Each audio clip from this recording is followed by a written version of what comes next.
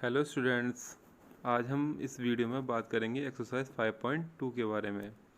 चलिए हम पहले क्वेश्चन को देखते हैं। पहले क्वेश्चन में देखिए इस फिगर जो दे रखी है ये इस फिगर में हमें बताना है। देख के इस फिगर की हेल्प से हमें इन पार्टों को क्या देने हैं, आंसर देने हैं।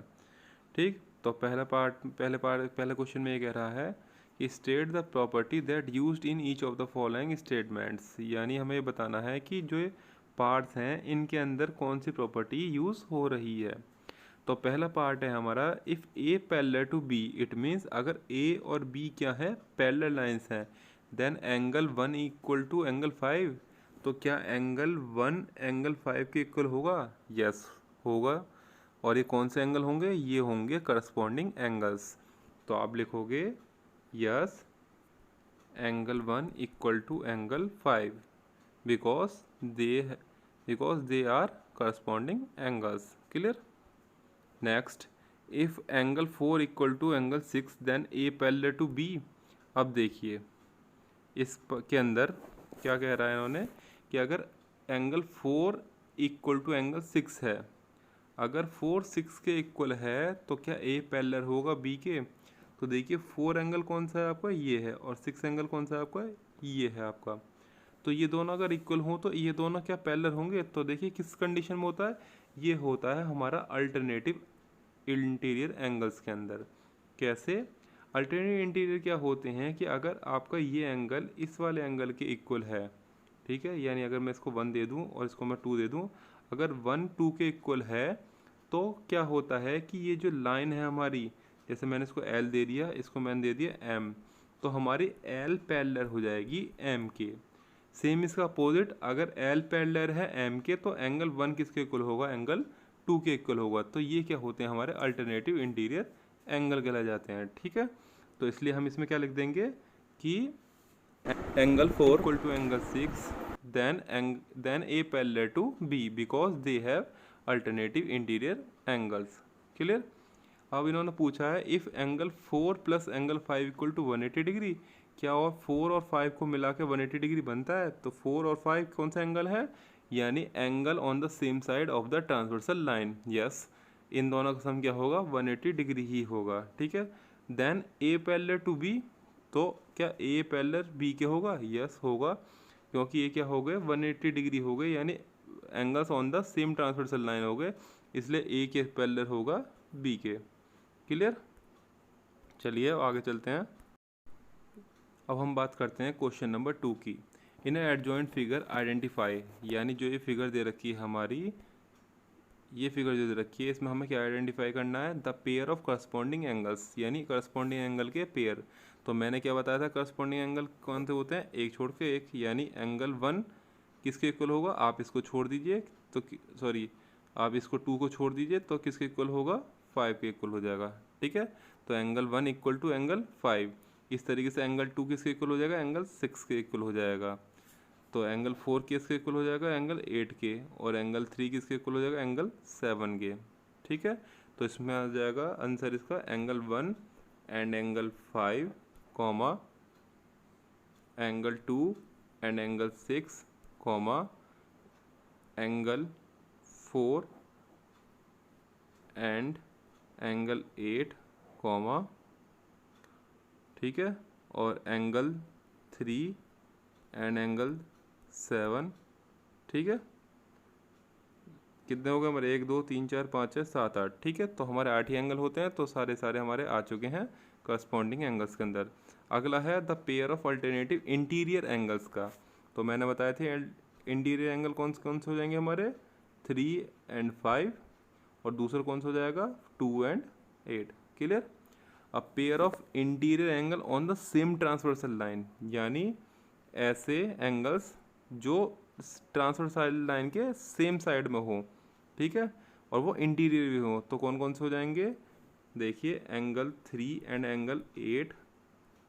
ठीक है, एंगल का साइन जरूर लगाना है हमें, एंगल 3 और एंगल 8, और दूसरा क्या हो जाएगा, एंगल 2 एंड एंगल 5, तो एंगल 2 एंड एंगल 5। क्लियर। अब आगे चलिए, द वर्टिकली अपोजिट एंगल। देखिए इससे पहले वाले एक्सरसाइज में हमने पढ़ा है वर्टिकल अपोजिट एंगल। ठीक है, यानी दो लाइन जब इंटरसेक्ट करती हैं किसी एक पॉइंट पे, तो कौन कौन से हो जाएंगे, angle 1 and angle 3, angle 4 and angle 2, ऐसे नीचे वाले मत जाइए, एंगल 5 एंड एंगल 7 और एंगल 6 और एंगल 8। क्लियर। अब बात करते हैं नेक्स्ट क्वेश्चन की। नेक्स्ट क्वेश्चन कह रहा है कि in a adjoint figure P parallel to Q, यानी इसमें P किसके पैरेलल है, Q के। Then find the unknown angles, यानी अननोन एंगल्स हमें फाइंड करने हैं E, F, A, B, C और D। क्लियर, सारे एंगल फाइंड करने हैं। अब देखिए कैसे करेंगे हम इसको फाइंड, को मैं जूम कर लेता हूँ। देखिए सबसे पहले हम क्या करेंगे, देखिए ये वाला एंगल किसके इक्वल हो जाएगा, इस वाले एंगल के इक्वल हो जाएगा, क्योंकि ये कैसा एंगल है, वर्टिकली अपोजिट एंगल। ठीक है, तो आप सबसे पहले इसको हमने A B C D E F, इसको हम दे दिया जी नाम, तो एंगल जी इक्वल टू 125। आप ब्रैकेट में लिख देना वर्टिकली अपोजिट एंगल, कंप्लीट लिखना है आपको ये। क्लियर।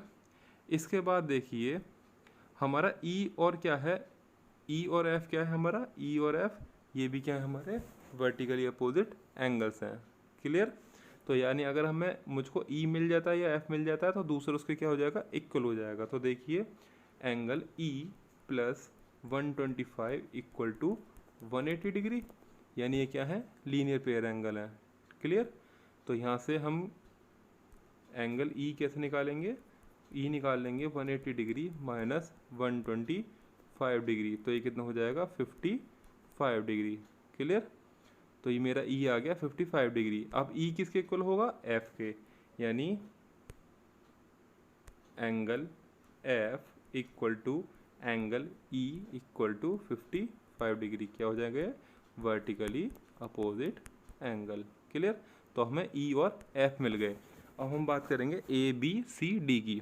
अब देखिए जरा आप, अब हम ट्रांसवर्सल एंगल्स की बात करते हैं। ठीक है, यानी ये क्या हो गया हमारा, पी और क्यू क्या हो गई हमारी, पैरेलल लाइंस हो गई, और ये मैंने मान लिया एल, ये मेरी क्या हो गई, ट्रांसवर्सल लाइन। ठीक है, तो ये चार हमारे 8 एंगल बना रहा है। अब इसी तरीके से हम निकालेंगे। अब देखिए 125 जो होगा वो एंगल डी के इक्वल होगा, क्योंकि ये कैसे एंगल हो जाएंगे, ये हो जाएंगे करस्पॉन्डिंग एंगल्स हो जाएंगे। ठीक है, तो ऐसे ही हमने जो अभी हमने यहाँ पे 125 निकाला था, ये बी किसके इक्वल हो जाएगा, उसके इक्वल हो जाएगा। ठीक, यानी हमें अब बी और डी मिल गए। अब हमें क्या निकालना है, ए और सी। अब देखिए ये भी करस्पॉन्डिंग एंगल है, एंगल ई और एंगल ए, यानी angle E equal to angle A equal to 55 degree. आप क्या लिख दोगे, करस्पॉन्डिंग एंगल्स, और जब आप पे ए मिल गया तो ए किसके इक्वल हो जाएगा, सी के, क्योंकि सी क्या है, vertically opposite angle. It means angle A equal to angle C equal to 55 degree. Clear.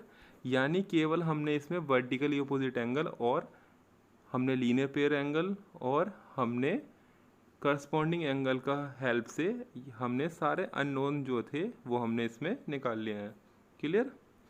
अब बात करते हैं, हम आगे चलते हैं क्वेश्चन नंबर 4 की। क्वेश्चन नंबर 4 में निकालना है हमें find the value of x. देखिए बहुत सिंपल क्वेश्चन है, इसमें हमें एक्स की वैल्यू एक्स की वैल्यू हमें फाइंड करनी है। ठीक, अब इसमें दे रखे हैं हमें ये 2 पार्ट दे रखे हैं, देखते हैं। सबसे पहले वाले पार्ट की बात करता हूँ मैं। पहले वाले पार्ट में क्या रहा है, ये हमें एक्स निकालना है। देखिए, और ये एक्स किसके इक्वल हो सकता है, इस वाले एंगल के इक्वल हो सकता है, क्योंकि ये क्या है, दोनों हो जाएंगे आपस में करस्पॉन्डिंग एंगल। तो इसको निकालने के लिए हम लीनियर पेयर का यूज़ करेंगे। देखिए ये एक्स है, इसको मैंने मान लिया वाई, तो angle Y plus 110 degree equal to 180 degree. कैसे एंगल हो गए, लीनियर पेयर एंगल। देखिए लास्ट एक्सरसाइज जो है वहाँ का भी इसमें इस एक्सरसाइज में क्या होगा, यूज़ होगा। क्लियर, तो वो भी आपको आनी चाहिए। तो यहाँ से y क्या हो जाएगा, angle y equal to 180 degree minus 110 degree, that is 70 degree. तो हमारा y कितना आ गया, 70 डिग्री। ठीक, अब हमारा y क्या आ गया, 70 डिग्री। अब देखिए angle y equal to angle x equal to 70 degree, क्या लिख दोगे आप, करस्पॉन्डिंग एंगल्स। क्लियर। तो इस तरीके से हमने x की वैल्यू फाइंड कर ली।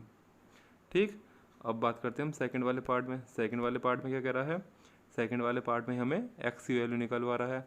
इसमें तो देखो सिंपल आया, क्योंकि हमारी एल क्या है, एल पैरेलल है एम के, और देखिए एक्स और ये 100 ये क्या होंगे, आपस में करस्पॉन्डिंग एंगल होंगे, क्योंकि जब दो लाइन पैरेलल हैं और एक तीसरी ट्रांसवर्सल लाइन इनको कट कर रही है दो डिस्टिंक्ट पॉइंट पे, तो एंगल एक्स और एंगल 100 क्या होंगे, करस्पॉन्डिंग एंगल्स होंगे। तो ये तो सिंपल क्वेश्चन है, यानी angle X equal to 100 degree. ठीक है, आप लिख दोगे corresponding angles. Clear? Thank you students.